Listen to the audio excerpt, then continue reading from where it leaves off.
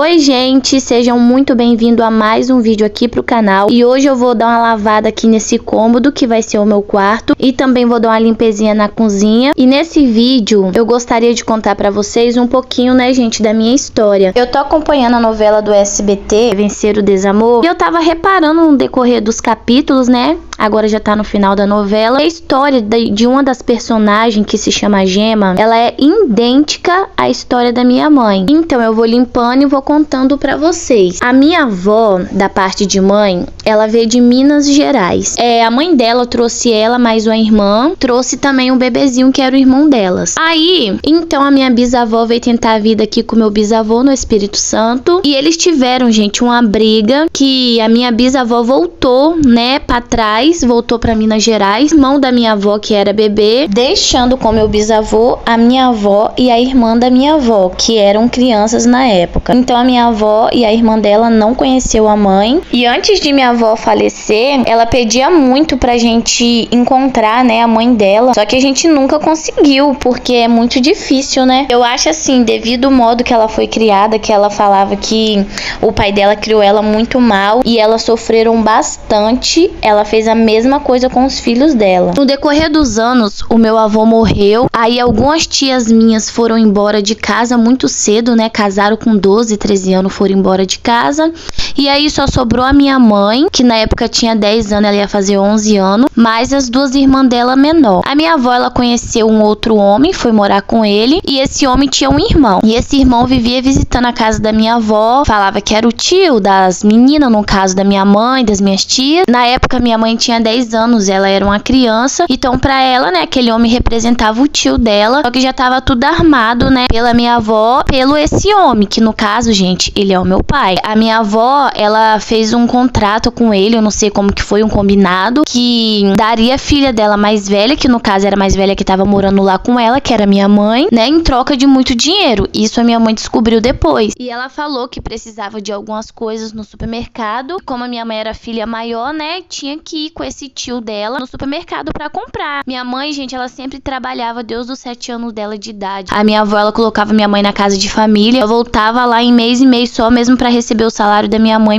continuava morando lá. Não importa se a família era ruim, se era boa. Tinha vezes que minha mãe pegava família boa, mas tinha vezes também que minha mãe pegava família bem ruim. E assim, ela tinha que trabalhar desde cedo. Daí, eles voltando do supermercado, minha mãe se lembra que ele passou num bar e perguntou minha mãe que minha mãe queria pra comer, né? Minha mãe falou que olhou o pudim, que quis o pudim. Aí minha mãe comendo o pudim, diz ela que ele falou assim: ah, você tá com sede, neném? Pega também qualquer coisa pra você beber. Aí minha mãe falou que queria um refrigerante. Aí minha mãe falou que ele falou: não, pode deixar que eu pego. E ele pegou uma bebida, minha mãe falou. E ela falou que bebendo aquilo lá e comendo, não sabe o que aconteceu. Diz ela que ela foi embora sentindo assim, meio as vistas dela toda embaçada, ela tonta, não sabendo direito, né, aonde é que ela tava indo. E diz ela bem assim que quando ela chegou na casa dela, que ela se lembra, ela só se lembra que ela acordou já no outro dia, toda machucada, com o joelho ralado, com o cotovelo assim sangrando. E ela falou: mãe, aquele homem fez alguma coisa comigo e a senhora não tava em casa. O tio, né, que ele chamava, o tio fez alguma coisa comigo, a senhora não tava em casa. E aí a minha avó sentou a minha mãe e falou: não, agora ele é seu namorado. E a minha mãe, ela se recusava a aceitar isso e continuou trabalhando no serviço dela. Só que ele sempre ia lá na casa dela e quando ela escutava que ele tava chegando, ela sempre pulava a janela e ela ficava o dia todo na casa da vizinha e até ele ir embora pra ela poder retornar, né, pra casa. E passado alguns meses, ela tava trabalhando e a patroa dela percebeu que ela tava mais devagar no serviço e aí foi conversar com ela. E aí falou pra ela que ela poderia estar grávida, porque a patroa já sabia do que tinha acontecido. Porém, minha mãe falou que, né, não era pra ela falar pra ninguém, porque minha avó sempre ameaçava, falava que se alguém soubesse que aconteceu isso, ela ia ser presa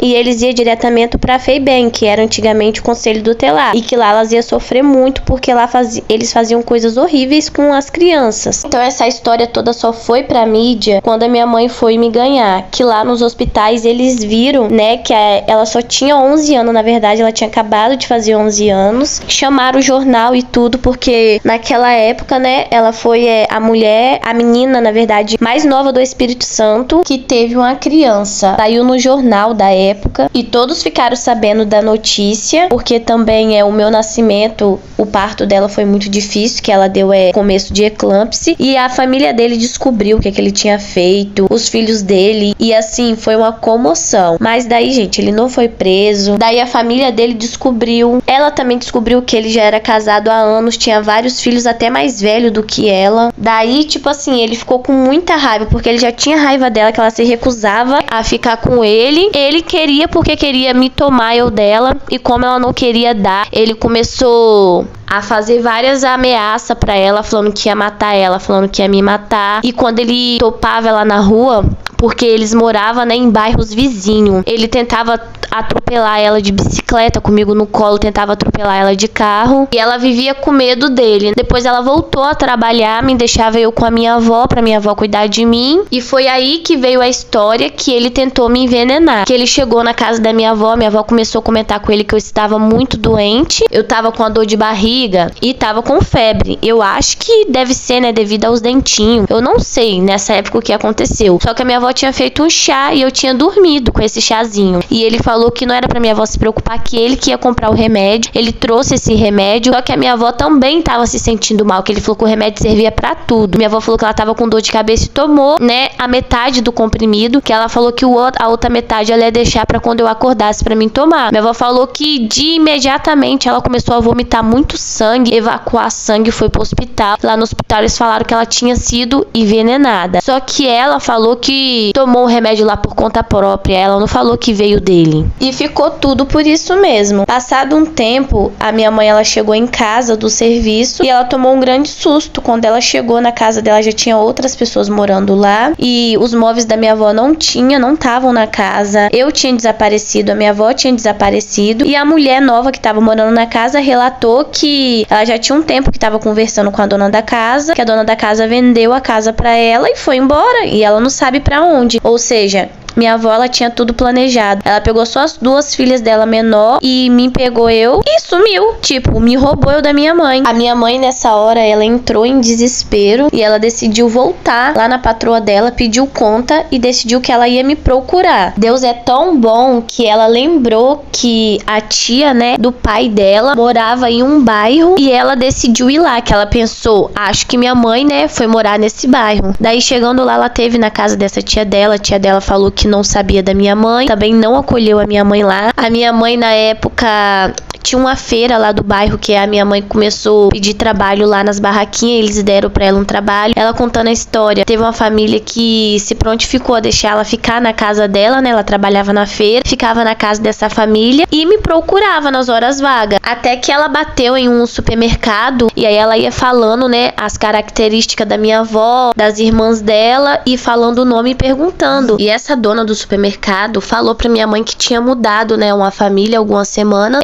na rua de trás, mas que ela tinha um muro que era baixinho, que se minha mãe olhasse, talvez minha mãe poderia ver se era alguém da família que a minha mãe estava procurando. Só que ela falou que os nomes que minha mãe falou não eram o mesmo nome das pessoas que tinha, né, mudado para essa casa, mas se minha mãe quisesse ver, quem sabe.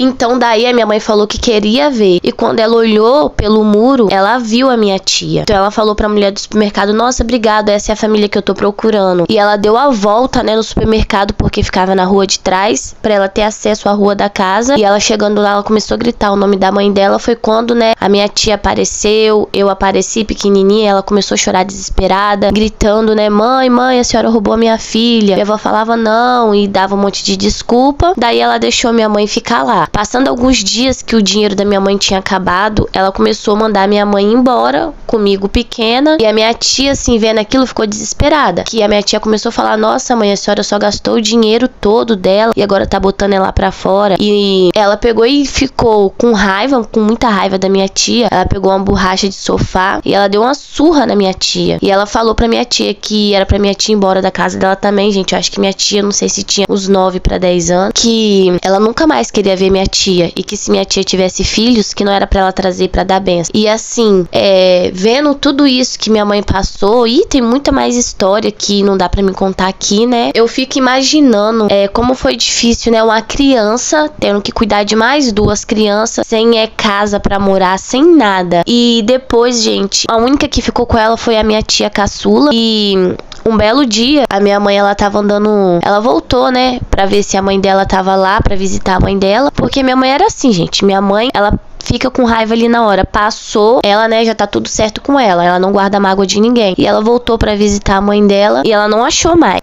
A minha avó tinha vendido essa casa e tinha ido embora. E ela, num ponto de ônibus, ela viu uma menininha vindo com lavagem, né, de porco na cabeça. Com um balde na cabeça e o outro balde, né, na mão. E ela viu que era a irmãzinha dela. Então ela começou a gritar. E aí a irmã dela veio correndo com aquele monte de balde. Ela mandou tacar o balde no chão. E ela explicou que minha avó tinha dado ela pra essa tia, né? E como essa tia tinha muito porco, fazia ela ir buscar lavagem. E minha mãe falou: vamos embora agora, suja do jeito que você tá, não vai pegar roupa nenhuma. E daí foi que minha mãe criou as duas irmãs dela. Depois que as duas irmãs dela cresceu, foram embora, entraram no caminho errado. E minha mãe teve também que criar os filhos das duas irmãs dela. Então uma irmã teve 3 filhos e a outra teve 3. Então minha mãe cria os 6.